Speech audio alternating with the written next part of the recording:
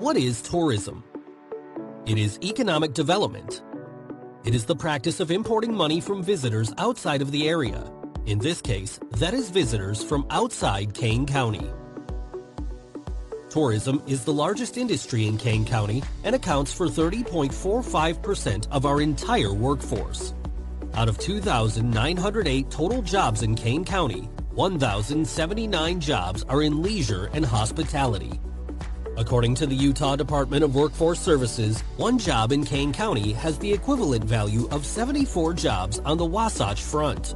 That means the number of tourism jobs in Kane County equals nearly 80,000 jobs on the Wasatch Front. While tourism gets accused of only providing minimum wage jobs, the impact of visitors increases the number of overall jobs, businesses, services, and infrastructure in the area that wouldn't be available otherwise. Kane County has 7,667 year-round residents.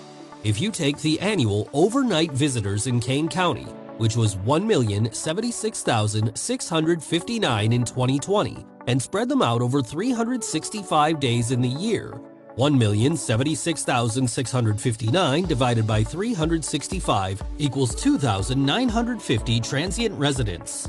You could say that our population is 38% higher, or accounts for 28% of our total population.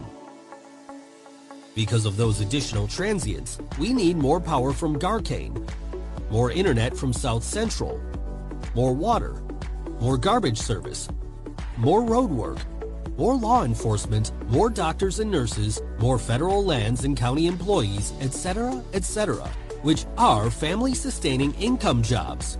Many of these employees have children who go to our local schools. Without those jobs, our schools would be much smaller with fewer teachers and resources. If you took away tourism, you'd lose all the hospitality jobs, 1,079, plus 28% of the family-sustaining income jobs in Kane County, which exist due to the visitor population. That is 512 more jobs. Not to mention all the money spent locally that those employees and their families do in all of the businesses and the further losses that will result from that. Add the spending and impacts from day trippers and passers through to the overnight visitors, the impact from visitors is even greater. Additionally, because of tourism, each household saves $1,200 plus each year in taxes that they'd otherwise have to pay. Part 2.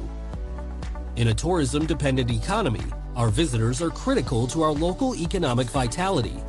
How do we keep that visitor economic engine working? We are able to reinvest transient room tax generated from visitors to promote our destination and reinvest in projects. Kane County receives the max allowed by statute of 4.25% on all overnight transients. That is collected and remitted by every hotel, vacation rental, and RV park, any lodging that is less than 30 days. Utah state statute ensures that a portion of the TRT will be reinvested in establishing and promoting to sustain the overall economy. TRT statute requires and allows a minimum of 47% of TRT must be spent on establishing and promoting, but up to 100% is allowed. A maximum of 53% of TRT can be spent on projects, which includes acquiring and operating things like our convention center and visitor information center. Payments for land or infrastructure improvements like the skate park, hiking trails.